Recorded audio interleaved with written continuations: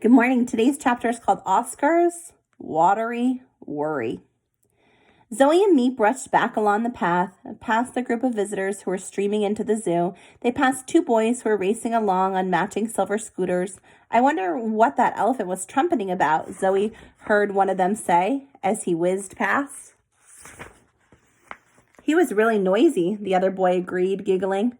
Just then, the trumpeting sound floated down the path once more.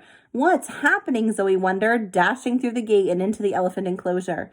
Birdie was racing around, his ears flapping. Oscar was standing alone at the back of the enclosure, trying to make himself as small as possible against the fence. David was next to him, stroking his huge ears. Is Oscar all right? Zoe called, running over to them. Didn't he want to be weighed? She asked. Usually Oscar didn't mind weigh day because he was very proud to hear that he was the heaviest creature in the whole zoo. David shook his head. No, that was the easy part. He stepped onto the scale without any fuss, just like Birdie. I gave them both an orange as a treat for being so good.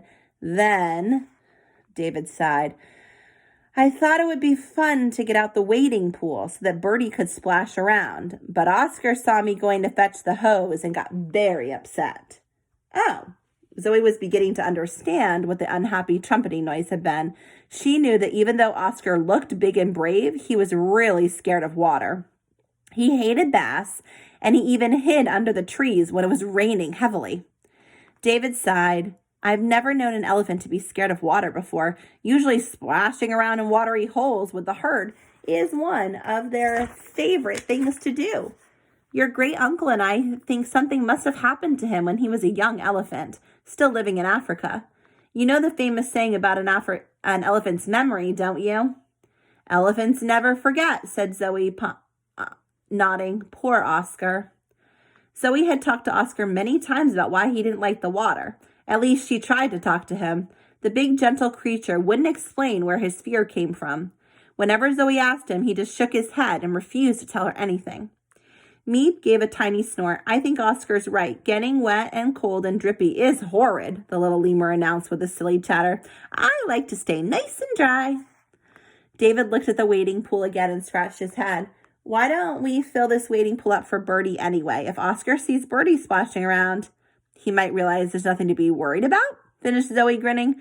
And I bet Birdie wading will be the cutest thing ever. David unrolled the long rubber hose and attached it to a tap. Then he used it to fill the wading pool so the water was just a few inches high. Birdie heard the splashing noise and came over to have a look.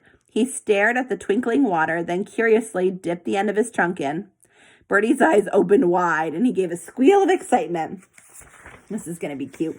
Without a moment's hesitation, he lifted his legs over the side of the pool, and he plunged straight in. Zoe and David laughed at the little elephant as he plodded around happily, blowing bubbles with his trunk and splashing water everywhere. So cute. Zoe looked over to see if Oscar was watching, but the big elephant was still hiding behind a distant clump of trees, as far away from the water as he could get. Birdie seemed disappointed that his big friend wasn't coming to play with him. He barged out of the wading pool, sending water sloshing everywhere, and marched over to Oscar. When Oscar backed away from the soggy little elephant, shaking his head angrily, Birdie's ears drooped sadly, and he trotted back over to Zoe. As David went to confront Oscar, Zoe gave Birdie a little hug. He blinked and waggled his trunk. Oh, Birdie, Oscar does love you, Zoe replied. He just doesn't like water that much. Birdie trumpeted sadly. Zoe stroked Birdie's big ears softly. I promise you'll never be left alone again. Here, I'll play in the wading pool with you. And she bent down and ran her fingers through the cool water. Then splashed some at the little elephant. Birdie brightened up immediately and sloshed back into the wading pool happily. Then Birdie sucked some water up with his trunk with a noisy slurping sound. He turned to Zoe and Meep and pointed his trunk towards them. Uh-oh, thought Zoe, but before she could say a word, Birdie sprayed the water right at her. Oh, squealed Zoe, I'm soaked. Still, she couldn't help laughing. Birdie was just so eager for his new friends to play with him. Meep, though, was not very pleased. I don't like getting wet, the tiny lemur grumbled, shaking out the droplets of water from his fur. But even Meep couldn't stay mad at Bertie for too long. The little elephant was having so much fun. Squish, squash! Oh, my shoes are making a funny sound, Zoe laughed as she and Meep walked back to the cottage later. After they'd emptied the wading pool, Oscar had gone back to being his friendly self. David had told Zoe that he was going to take the elephants for a walk around the zoo tomorrow, and he promised to wait until Zoe was home from school so she could go too. They'd had a great afternoon playing in the wading pool with Bertie, but now Zoe's head was aching a little and she was glad to be home. As they went inside and through to the kitchen, Zoe suddenly sneezed again and again. Bless you, said Lucy, turning around from where she'd been chopping up some carrots for dinner. You were sneezing earlier as well. Are you feeling all right? I don't know. I do feel a little funny, Mom, said Zoe. Well, you look pale, Zoe. Lucy put her hand against Zoe's forehead. And your head feels hot. Let's take your temperature. She went to the kitchen cupboard and pulled out a first aid kit and popped a thermometer in Zoe's mouth. She left it for a couple of minutes and then checked the reading. Oh dear, you got a bit of a fever. I think you better hop straight into bed and I'll bring you up some medicine. Zoe put on her blue dolphin pajamas and climbed into bed. She normally hated going to bed early, but today she felt too sleepy to complain. Her throat felt really sore and her nose was tickling even more. Her mom brought her a box of tissues and a bottle of medicine, and Zoe swallowed 2 sticky spoonfuls.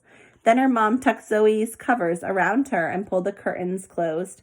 I would have made you a hot water bottle, but you have meat to keep you toasty, she said, stroking Zoe's head. Poor Zoe, get some sleep now, and I'll be downstairs if you need anything. What about school? Zoe asked. I'll be taking Oscar and Bertie for a walk tomorrow. I can't miss that. Let's see how you're feeling in the morning, said Lucy, switching the light off.